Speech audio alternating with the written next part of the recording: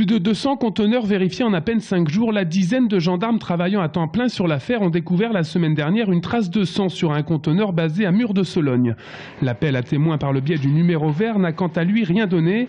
Seulement 3 appels ont été pris en compte pour l'enquête, mais pas de pistes sérieuses à creuser pour les gendarmes.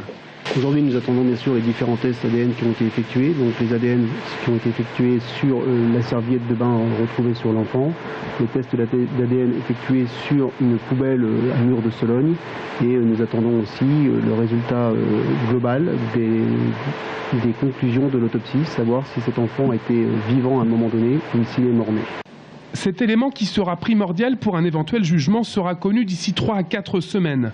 En attendant, le groupement de gendarmerie du Loir-et-Cher doit aussi vérifier les noms connus des 843 femmes du département qui devaient accoucher entre la mi-novembre et mi-décembre.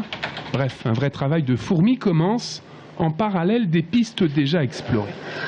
Toutes les pharmacies du département ont été contactées, il en est de même pour les hôpitaux, et nous sommes en train de remonter le circuit effectué par les différents conteneurs, sachant qu'il y avait 130 villages qui étaient concernés pour l'arrivée de ces conteneurs.